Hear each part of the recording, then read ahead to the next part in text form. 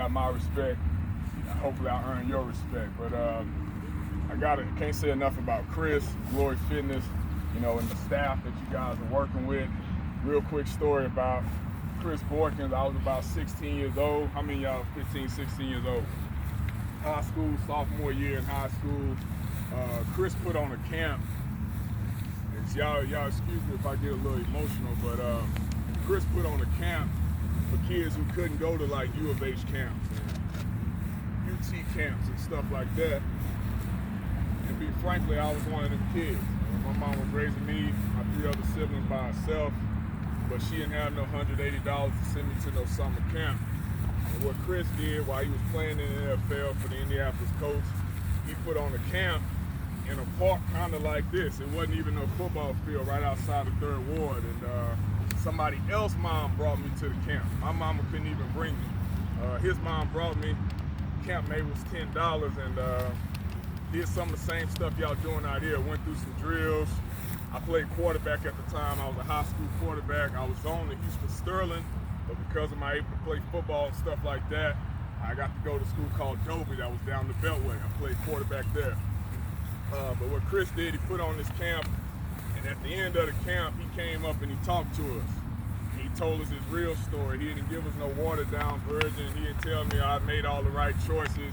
I did it all right. Matter of fact, he shared with me some of his bad choices that day and how, even though he had made it to the NFL, he had also made some choices he wasn't so proud of. I bring that into the story because I was about 16, 17, and at the time I was playing football, but like some of y'all, I had another set of friends, right? I had my football friends, that's who I worked out with, trained with, but then I had cousins who lived in South Park, they lived in Dead End. They were showing me some other stuff when I got outside of football practice. And I hung with both of them. I did the football stuff, quote unquote, I went and did the street stuff after that. Sat in this camp that summer, and when he shared some stuff, he basically said, you eventually got to make a decision who you're going to be. Because one way they're going to catch up with you. You can't keep playing in the streets and trying to play football, or it's going to eventually catch up. He gave us a story, and I remember sitting there that day, and my friend with me tatted up and did some jail time. I keep it real with. We went to the camp together. He heard it and said, man, that was a good camp. I went home and couldn't stop thinking about what he said. Where I'm going to be if I don't stop playing both sides of the fence? That day, he don't know it. I never saw Chris again after that day. I took my football career seriously. I went on, I played quarterback throughout high school. I threw 4,000 yards, ran 4,000 yards my junior year. Going to my senior year, I got recruited by LSU, Alabama, OU, Texas, any big name school you name it. I chose to go to the University of Oklahoma. From there, I got there. It's like some of y'all watching right now. You can play football. You might start off playing quarterback. They see you and tell you, hey, come play some defense. You'll start quicker. I ended up playing safety. I played safety there for 4 years, started 22 games, signed with the Detroit Lions in 2012. Still haven't ran into Chris. Happened to be out eating one day, see Chris, he don't recognize me, but I stop and say, you're Chris Boykins. He said, nice to meet you. He treated me like I'm a scrub. I'll be honest, he treated me like, but I said, enough of that. You need to know what you did for me, man. You spoke at a camp when I was 16. I basically stopped gang-related activity. I stopped smoking weed. I stopped doing the stuff my cousins was doing, and I went full-blown with the workouts, the push-ups, the schoolwork, everything it was going to take me to get to the next level. He said, thank you, man. He had no idea who I was. I'm Sam Proctor. You can Google me now, too. I say that to say, because once you make it, y'all pass that around. Chris got one of those. See what that card say? NFL PLA. Once you make it to the league, you're going to always have a card. They're going to always record, this dude played in the NFL. It never goes away. Just like you got a record for bad stuff, you can build a record for good stuff. Mel Stevens. When I was his age, 16, I had a record for jumping out of cars. I might fight you if you stepped on my Jordans. You disrespected me or one of my friends, it's got to go down. As I turned myself around, I started building a record for different stuff. Oh, that's the kid that lit up that camp. That kid's got 10 offers on him. That kid's on his way to Oklahoma. Hey, man, that kid played in the league. So you're going to build a record no matter what you do. It's a record on you right now. Today, your record says 2 o'clock, you came to an open field and got some work in. That's what your record says, right? what you do when you leave here is also going to be part of your record. So now what I really want to share with you is whatever you do from this point out is being recorded. I don't care if the camera lady's on you. I'm going to find out what you're doing 5 years from now. You know what? I like these smartphones. All I got to do is say your name. It's going to tell me everything about you. It's going to tell me everything about you. I ain't got to worry about where you end up. I'm going to know.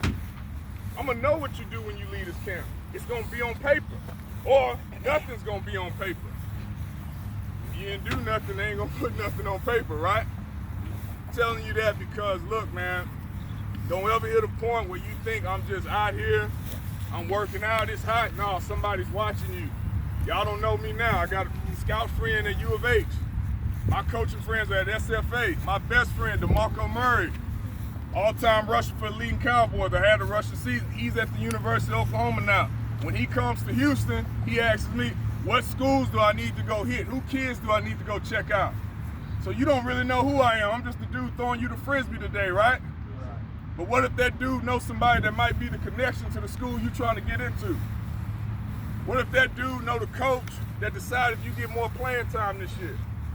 And all I got to go off is what I saw today. Some people jogged around, some people got going, some people, I could tell they was enthused when they got their chance in line.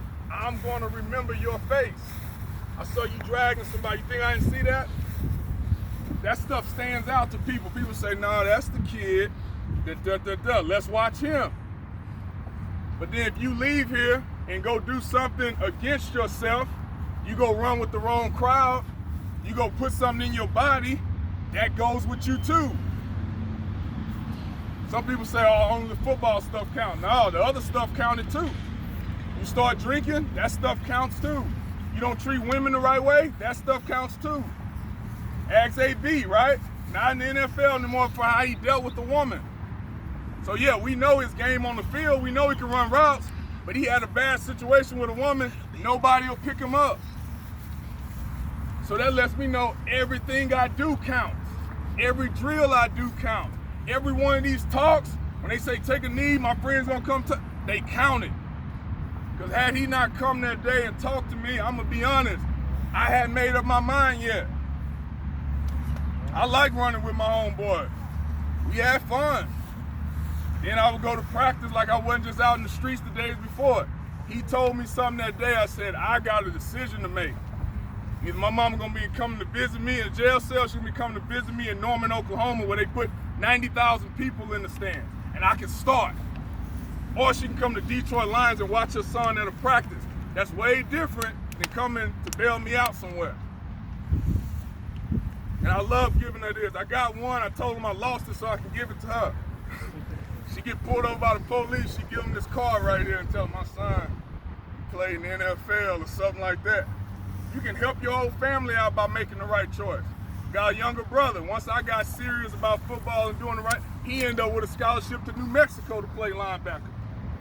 Now my little cousin's at SFA playing football. Until I made that choice, we kind of had a line of kids who had the talent, but nobody made it. And one of y'all is in that position. Until you do it the right way, your little cousin gonna mess up, your little brother gonna mess up, your little sister gonna mess up. But it's right here in front of you. 16, 15 years old, you out here working, you already got the right attitude. I know that because you're here. Think about how many people should be here and not here today, right? Y'all got a bigger group than this, right? And I ain't down to nobody that's not here, but you're here. If you're here, that lets me know you're serious about where you're gonna end up.